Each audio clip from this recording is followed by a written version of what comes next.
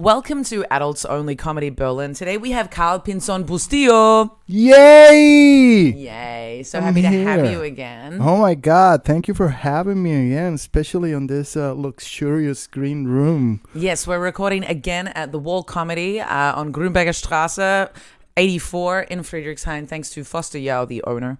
Do you think that it was like a dick move on my side to put my name on top of all of the hooks for the jacket?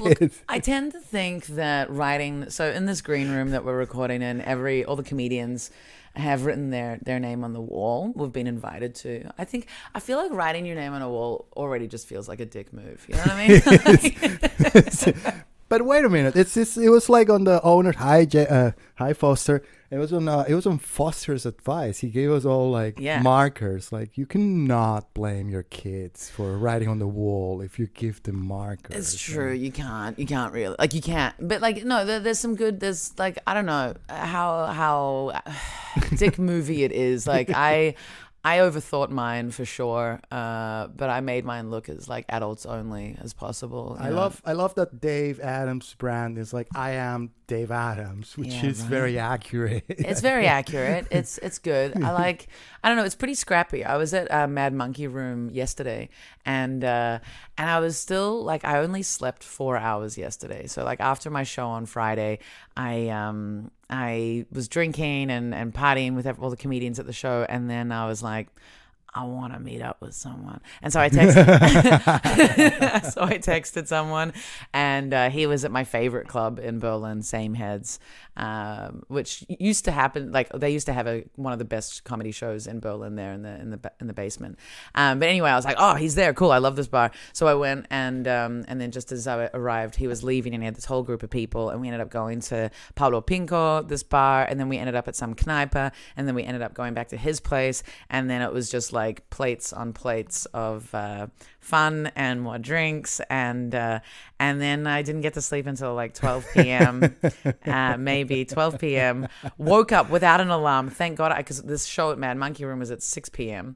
and it was a German show, but I was the English performer, and I had to get from Kreuzberg to my house in Deep Neukölln and then pick up the mixer and everything for my Saturday night show, which was after the Mad Monkey Room show. Oh my God. I had to shower, look appropriate, and then I ended up having to get a taxi from my apartment to Prenzlauer Berg, and I got to the show just on time, and I was feeling definitely still a bit high, I think. And folks, that's just the modern woman. I'm assuming you're a woman. You're still a woman. I identify as a woman, yes. Folks, This is the life of a modern woman in Berlin. It's full of excitement and adventure. Really. Oh my God. Yeah, like I was hanging out with like a French comedian and like this club owner in Ukraine, and the guy that I was spending time with, and then like all of these other Ukrainians, and there was some other Germans and stuff. But I bring it up because when I was at Mad Monkey Room, they have a wall for all of the German comics and all their signatures, and I felt so like I could really feel the personalities of all their signatures so looked like them, and I was just like, oh, no. I was just like radiating this this wall was radiating this personality through each signature, and it was like, oh yeah, that's definitely Pasu, and oh my God, yeah, Shahak's signature, and Alex, and like everyone, like Oliver Polak, all of these comedians. It was just like, I feel them. Yeah, or you have felt them at some point in your life, which is accurate as well. No, I haven't really like deep dived into the German scene. Oh my God, how is it that we always end up dipping into the cesspool that is our workplace? I say this because, and let me just jump into that with another story. Please. I just spent 2 months in the island of Malta shooting a vampire movie at night. That's cool. I love vampire movies. That's why I went to do this movie. But then what I learned in the process is, if you love something, let it go.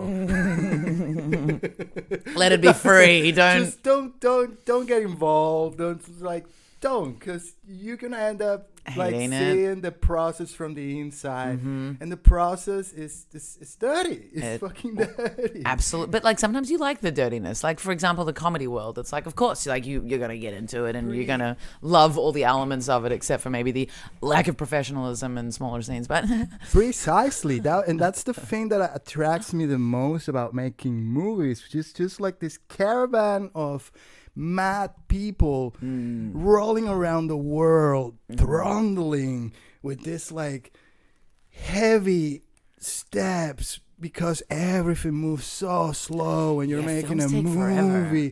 Yes, and then add on top of that we were like on a ship that was supposed to be from the 1800s, from the end of the 1800s, and it was supposed to like go through a storm, so we had to have like fake rain, which is the worst kind of rain, because it never stops, or it stops on command whenever somebody says stop the rain, or when they say just keep the rain going. So people were drenched to the bone. People were like emotionally battered.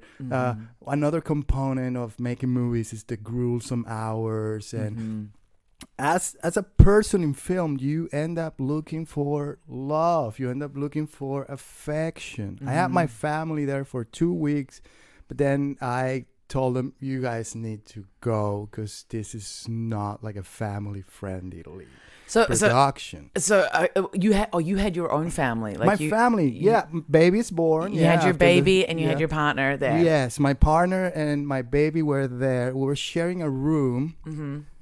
Not a lot of fun, you know what I mean? Especially when you're like working nights and you come back at about 6 a.m. when the baby's waking up, and when the partner who has the boobies is waking up to feed the baby, and you come in and you can be the asshole that goes, right, I'm tired, I'm just going to bed. And you can't, because you come like with a charge of adrenaline. Because shooting a movie is also like a high competitive sport. It's like everybody's on their best position, and everybody's like in a constant state of emergency. Because it's something a little bit connected to the corporate world in that as well. Like you're always trying to show that you could get a better position. Like you're maybe worthy of, like, maybe in the next production you could give me something else. And that's the part that I don't like about this, which is always politicking. So I just stay in the moment. That's what most of the people in the crew love me, because I was like the corner where you could go and just like cuddle or grab hands or hug, or if you had like a shit day, you could cry with me and we would cry together because it was like hard and stuff. So of course I found like somebody there who, well, not just somebody, but a few people with whom I would like retreat and just like be myself, my own like freaky self or whatever. Just to clarify, you are in an non-monogamous. I am in a non-monogamous, non-hierarchical. Yeah. Non-monogamous. Well, actually, this relationship is pretty hierarchical. We have come to terms with the fact that, with the fact that Maria is the center of my dating universe. Good. Well, because the thing is, the last time we spoke, your episode was called non-monogamous polyamory. And your partner was Maria was pregnant, and now the baby's here, so that has changed. And also my best friend who is pregnant, and she's also in a non-monogamous relationship. During the pregnancy, they decided, well, she can't have other relationships, right? She doesn't feel comfortable, like she didn't want to, and so they closed the relationship. And they're gonna close the relationship until she feels like, okay, now I'm back and I could do that. But her focus is not on finding other romantic sexual experiences. Mine is not to find romantic sexual experiences, but it is to get like beaten and getting the shit fucked out of me. No, actually, I'm so sorry, but those are my needs right now. I had a really hard year. I had to come out to my mom after giving her the joy of being a grandmother. My mom came to visit, and she had the need to tell me that my life or my exposure of my life on the internet was being an embarrassment to her, and that she had felt the need to react to that in a way that was harmful to herself. She threatened with killing herself because she found out. I'm really sorry. Yeah, it's been a hard year for myself, like parenthood and shit. So and often parenthood then creates another dynamic with your parents. Well, right? The other part is that I thought that I was going to have like a bigger role on parenting, and it turns out that in the first year I am just there for the support. Yeah. And that had generated a lot of feelings of inadequacy, body dysmorphia, at the same time just like inadequacy, shame, because I feel like I'm not, and that has made me fall like in cycles of abuse of substance. This year has been like really challenging for me. Abuse of substances. So like, what's your go-to substance to abuse? Then, dude, you're not gonna believe it. It's weed. Yeah. No, I think weed is absolutely a substance that can be and is very highly abused. It's a thing that we pass around on comedy clubs and stuff, and that we give for granted that it's like part of the process and stuff. But it's taking a toll in my relationship right now. It really is. Like my partner is like, I don't know what it is. Maybe it's something that I need to find in myself, but I'm reacting really bad to the fact that you smell like weed all the time, and it's a thing that I cannot, because I am managing high levels of anxiety, like a lot of levels of anxiety. Something that really helped me when I was in Malta was surrendering completely. Like I usually sexually am very dominant, and people look for me because I'm like the kind of dom that is like soft and kind and stuff. I'm not like shaming you into shit or anything like that. You do the aftercare as well, I remember. Yeah. But this time I just surrendered to a person. This person and I build a bond of trust strong enough for me, because we work together, because we work in film, and people that work together in film, you end up feeling like we're family or something like that. It's just like being in a stressful situation. You do bond very quickly. Like the few times that I've been on film sets, the time that I spent with those people, like I do consider those, it's like a fast track. Yeah, it's extreme. Days feel like months. Yeah. Weeks feel like years. Things like it feels like that. It feels like time traveling. Well, so I surrendered to this person. I told him, like, you know what? I'm tired of being the dumb. Fucking tie me up and slap me around. And it was great. Yeah. It felt great. It felt for one moment like I was offline. Completely offline. I totally, the thing, okay, so you say you're a dom, but and I've always thought that I am, like, I've always thought that I'm not, I thought I was quite submissive, but really I am much more of a dom than I just frame it differently. No, it's not that. It's just that we're switch. Yeah, we switch around, right? Yeah, that's it. But there's only been I've only had one experience really in my life where I've, and it was recently that I really was in a position where this person wanted to be dom. And like, it's not like I got hit around a bunch or anything like that, but it was like there was a strangely strong connection, and I was able to surrender and let him like do everything. And it was the level of peace and like and joy and fulfillment that I got from that experience. But it's so dependent on the person that you're with. Correct. It's not just like, hey, why don't you just fucking choke me? No, it's not. It's really like, good.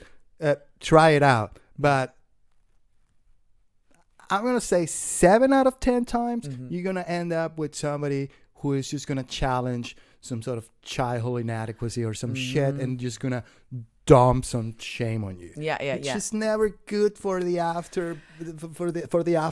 You wanna get out of one of those situations where somebody's just, I don't know, let's say they tie you up and start smacking you on the balls. You want to come out of that situation not just with like slap balls, but also feeling great, feeling joyous, feeling like, oh my God, it's not just pain what I'm feeling, it's also like shock waves of emotions and whatever it is. And there's something in that where when that need in you is being met, it's you feel seen. If it's like there's a weird feeling understood by this person. Yeah, it's like it takes a very special bond, I think, and they can develop, just in a couple of hours, and then all of a sudden you've got this person that you really feel sees you, and this power dynamic is nowhere. It's got no connection to abuse or power abuse. It's really like, I see that this is what you want, and this is what I want, and it's this harmony. And the fulfillment that comes from that, and there's no like when it's that kind of bond, there's no part of your brain that goes, am I being taken advantage of here? No, you're like, this is exactly what I want. This is perfect. And yeah, it's special. I had a partner that I used to like to just like spank the shit out of them because they wouldn't go to the doctor or they wouldn't like everybody, like people who had like health insurance in Germany, you can just like book an appointment and go get yourself checked. Yeah. So I would just beat the shit out of this person and just remind them, you fucking brat, you need to take better care of yourself. You need to do like a proper checking and do the whole procedure, get your blood work done, so just incorporate that part of like each time you're saying that, there's like a whip going down on the butt cheek. You're like, and get your bloods done. Get your pee tested. Yeah, don't forget to invest in a safe and sound retirement plan. You can't be working forever. Although again, in Germany, like that's pretty. Who knows? I don't know. No, and that's the log that I have had encountering people like that, and what that is bringing me now, and the conversation that is being opening in my relationship is a conversation of, that's what I do with other partners. Yeah. How come we can't do that together? Just what Maria tells me, because we hadn't had to that point. And what I told my partner was that we hadn't taken the time to develop that rapport, because I was too busy trying to impose my newfound needs as a dom in the previous years. So I have been very selfish in that, because I knew all the time that Maria was an excellent dom and that Maria has partners that they dominate and stuff. And I had just made it my mission to dominate Maria. And Maria is not a character that you can actually just like impose your domination onto. And that brought out on me the need to question. This is a year of questioning things for myself. So, and the need of questioning myself. Okay, so I do need to have everything in control, but that's not helping me sexually. What's the thing that's going to help me? Just releasing control. And since we are being having issues, because parenting is being having like an impact. It's a relationship. I would guess it would have a massive one. And we have had this conversation about closing the relationship, which I actually didn't take in a good way. Yeah. My reaction to that was, not now. Yeah. Holy fuck. Oh my God, you just caught the fly. There's been a fly flying around my hair, and now Carl's head, and he just literally caught it all over the couch for the next person to sit down. Holy shit. How you did not expect to catch it. There's some hand sanitizer there. That was beautiful. That was on point. Yeah. That was, you were at one with the fly. You dominated that fly, Carl. I should have eaten that fly. Yeah. Anyway, what was I saying? So issues in parenting creating other issues or challenges within the relationship. No, and the fact is that I had therapy, and the advantage that I had with my therapy is that, number one, it was free, which...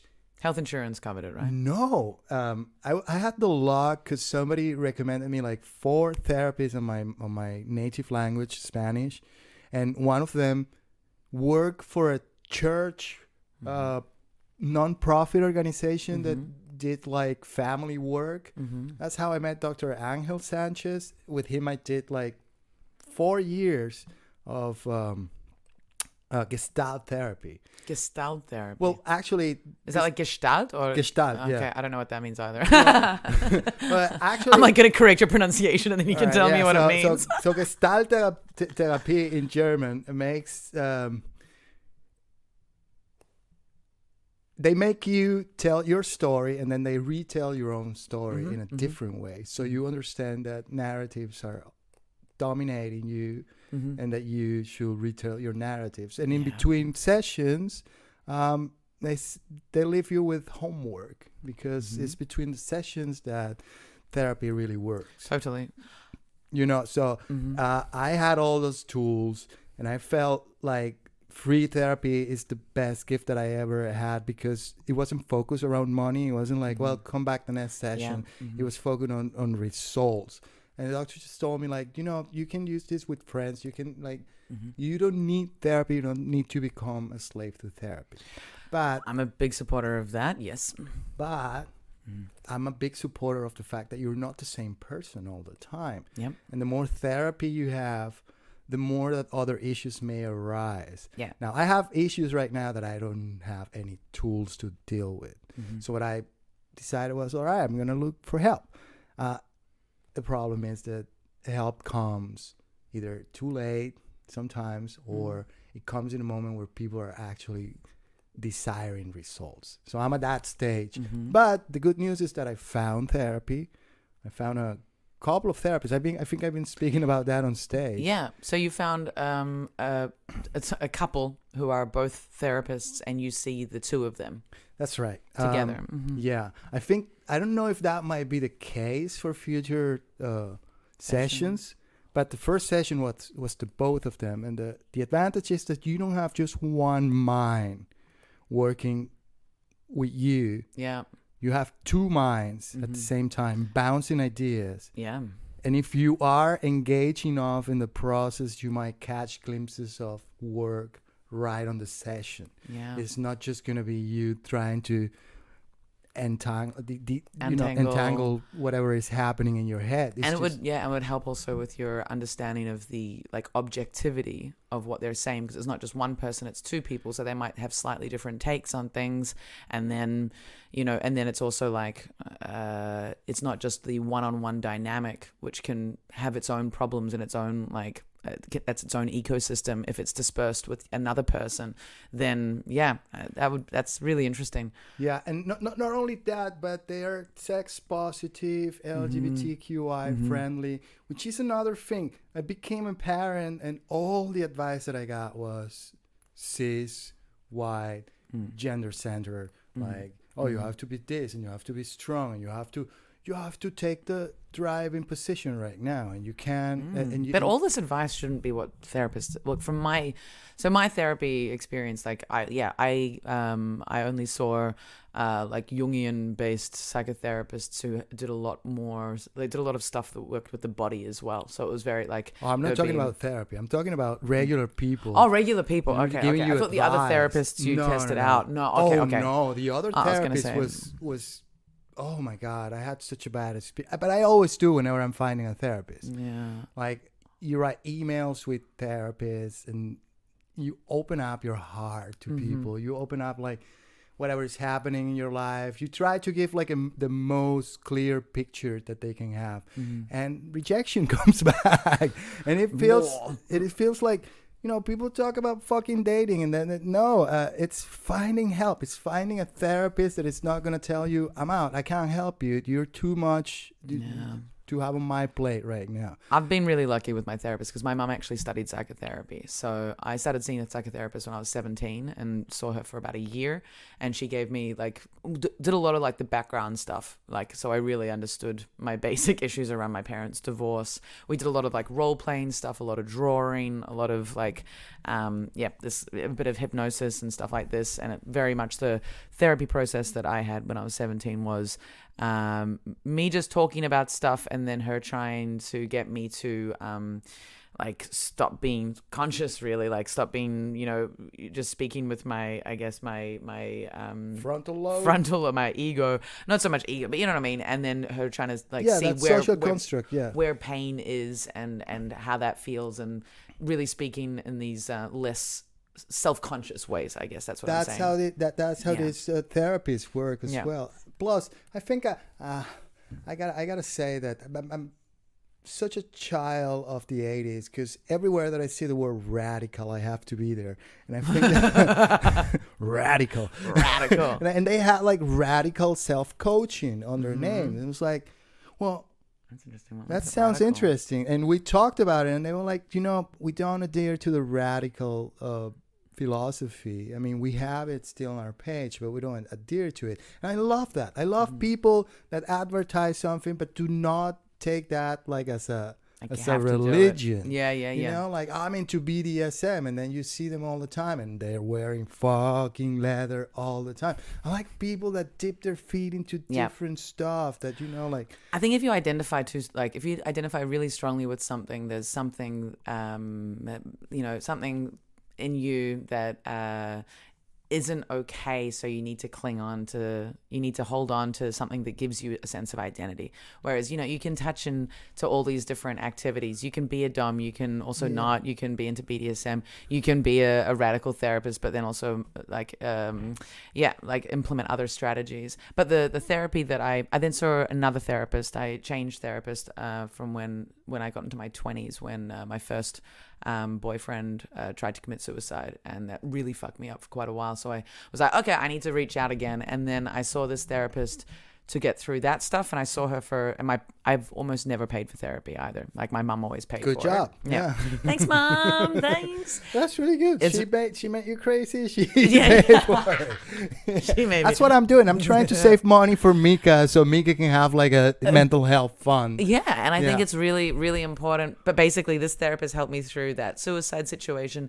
Then when I was going through a real, like, what am I doing with my life, when I was 25, and helped me through like a breakup or a relationship, like struggles there. And then again with my ex-husband when I was leaving him. But the last time I did therapy with that experience with the ex-husband leaving, like, I knew I was so messed up. I had no idea what to do. And it was a very toxic relationship. And she was practicing a different form of therapy at this point, which was sand play. And sand play is talked about this. Incredible. Yeah. So if anyone's interested in sand play therapy, basically what there is there's a box of sand in the room. The first stage of the process is you just play with the sand, and there's like no prompts. It's just like play with the sand. And then after you play with the sand for a while, whenever you're ready, you get up with a basket, and the therapist will have like all of these figurines and pieces of material and little structures that you collect what speaks to you, and then you go back to the sand, and then you arrange them in a way. And it's by connecting with this like super child base activity, and with no one asking you anything, you just engage, and then you realize that you've done something, and then you sit and you kind of meditate on it, and you realize that it's like this picture of maybe your fears, and it's just this deep representation of what's going on in your subconscious. But with that kind of sand play, I quite liked it that the therapist said it's good to book 3 sessions. It's not that I'm trying to get money from you, but you want a beginning, a middle, and an end.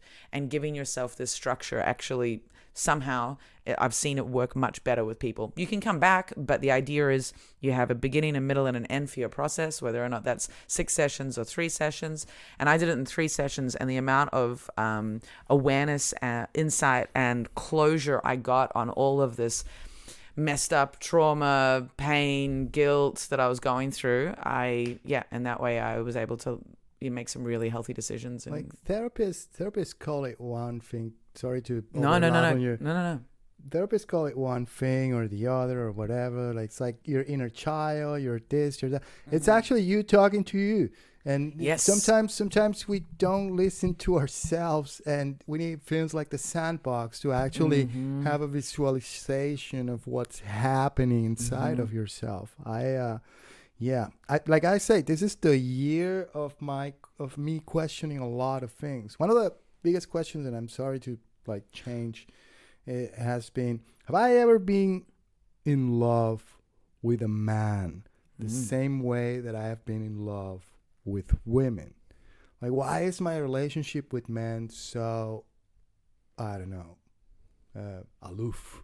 and just like well, there's a different one power and done thing and things like that. There's a different. I think with the same sex, unless you have identified as like, unless you, I think. Okay, I'm about to make some huge statements. Who knows? But like, unless you're like, I'm only interested in the same sex as me, and so that's been how you've lived. I think when you delve with the like, you try relationships with the opposites, with the same sex. You usually go for the opposite sex, but now with the same sex, I think you're so inured in these old like relationship dynamics. So it's like, for example, most women and I think most men with men feel like there's a real competitive thing.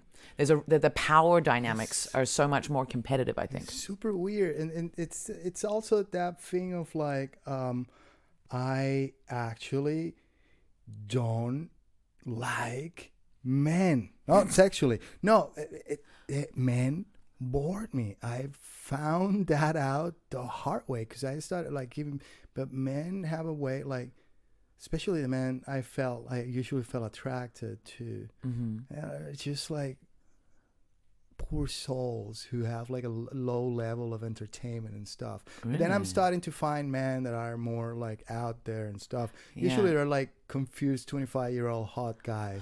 Well, that tells me a lot why they're boring, dude.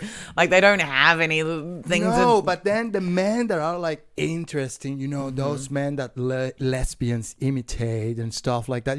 Those like hardworking greasemen men. That's slightly problematic.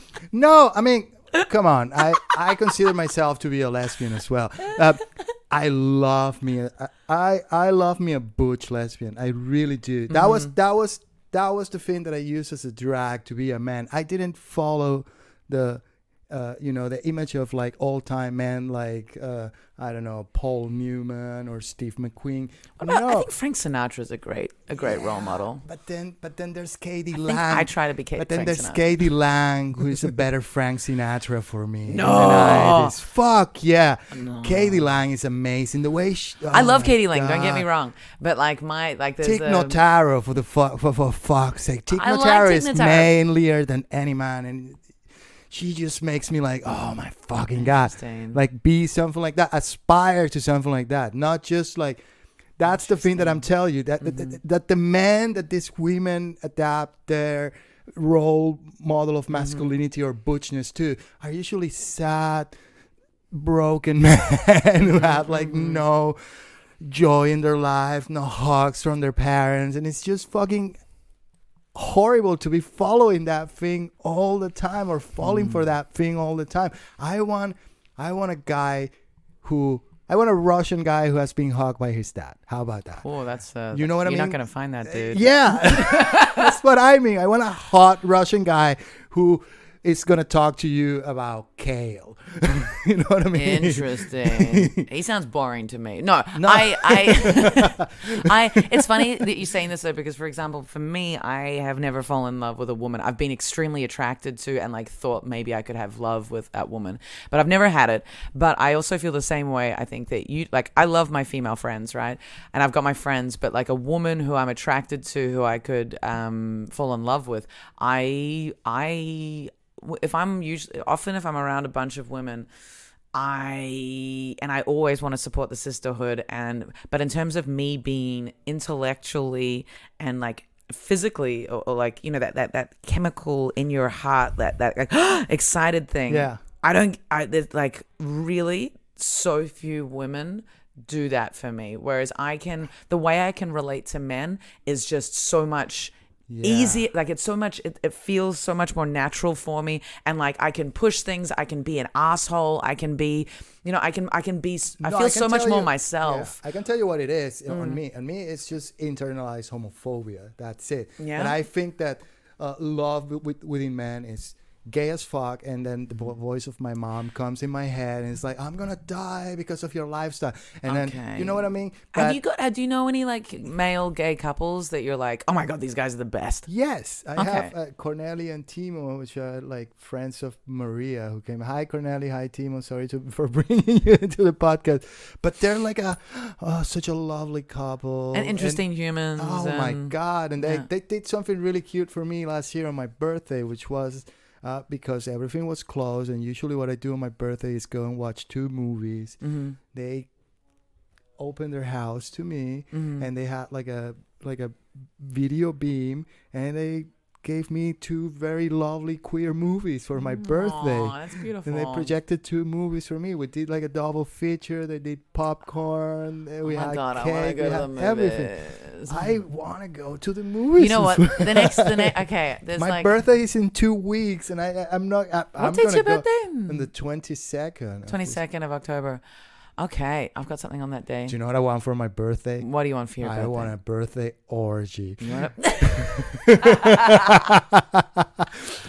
Maria told me, like, what do you want for your birthday? And I was like, the same thing as every year. I want a birthday orgy. Have you done it before? Do you do it each year? No. Have you ever done it? No. How would you organize it? How would you organize it? I would just it be at home? So I wouldn't take part of it. I will be the orgy bottler, yeah. And I will bring all my hot friends and hot people just lounging around in my house.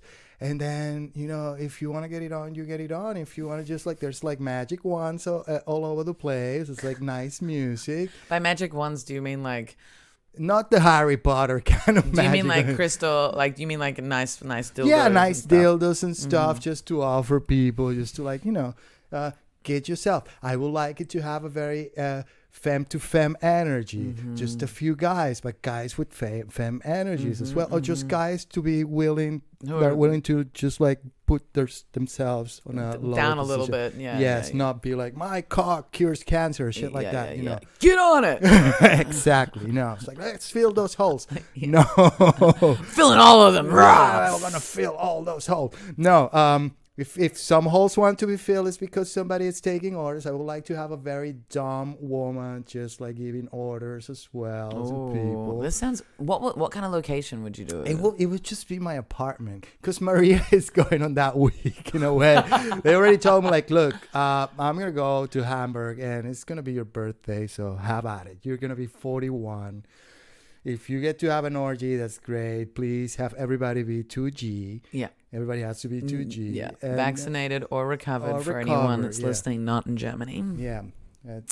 2G. Oh my God, I love 2G. Oh my God, I love 2G. It's so good being in clubs and bars with no masks and just being life is normal again. I can share saliva with a stranger. People are so flirty right Dude, now. it is insane. I feel like this is I said it and I knew it was going to be like this, but it's still it's like the 1920s, or it's it's at that real peak period that everyone is just making the most of every moment, and I love it. I wonder how so easy to pick up right now. This is my Catholic brain. I wonder how long it's gonna last. No, it's been going on forever. It has been. It has been.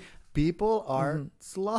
But also it's I love it. It's pandemic. We don't know when the thing is, we don't know when the next bullshit thing like that is going to hit. We don't know. And okay, bullshit. I'm not saying that COVID doesn't exist, no. But we don't know when our freedoms are going to be removed again. We don't know when climate change is really going to fuck us over. There's a real sense of it's the impending apocalypse. Yeah, and it's taking way longer than we expected. Yeah, and we're gonna fuck like crazy and take every opportunity to have fun that we can. And so this is what I think about people taking a lot of drugs. Love it. Just I wish people knew why we take drugs. I'm pretty sure that I know why I take drugs. I have a bunch of emotional pain right now that I'm dealing with. That's not. So now for me, I'm not a fan of drug taking because of emotional pain. Oh no, I take weed because of that, because I have to, and that's why I stopped. I have to numb it down. I really don't know how to deal with that. That's why I'm going to therapy now, to have new tools to deal with this new kind of pain that I have, so that the pain does not take me away. Yeah. But and at the end of the day, I wish everybody really knew that you're only taking this to numb something and to be able to enjoy whatever part of your life you're not being able to enjoy up until that point. But I think there are different drugs for different purposes, though, right? So, for example, I have been enjoying a bit of coke, and a bit of ketamine. Those are the only drugs. Now, I know exactly why I do them. The coke is because I've been drinking, so I need to straighten out a little bit now. Like if I want to keep having fun, this is the thing that balances me. I usually end up slowing down my drinking. So like, okay, maybe I'll have had 5 drinks, and then someone will be like Coke, and I'm not doing anything the next day, and I'll be like, yeah, that means I can continue having these chats and being present, and it gives me a little bit of extra buzz, and it's a different type of excitement and awareness.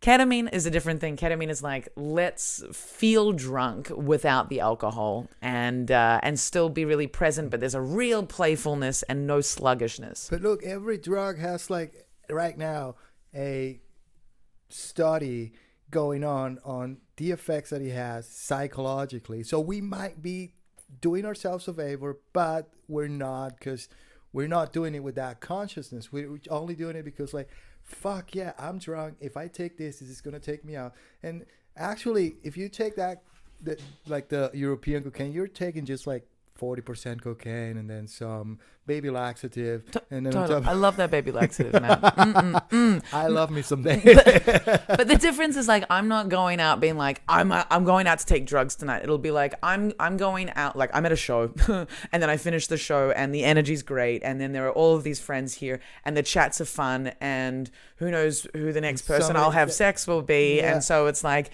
let's just keep this vibe going. I'm loving meeting people. I'm loving having like dumb chats. I'm loving having deep, intense chats. I'm seeing parts of myself here. I'm extending that's my awareness of people. And also there's a fucked up little it's not fucked up, it's just a little bit capitalistic. There's also a thing where I am improving my social media presence and my following generally by talking to people after shows, and then even talking to people well after shows, and I'll be talking about what I do, and then I'll have these people come to my shows then, and just being out and talking to people is increasing my that's the nature of show reach. Business. Yeah, that's the nature of show business, and I love it. Yeah, all those crazy things that happen to you. Yeah, Dave Chappelle, may he rest in peace.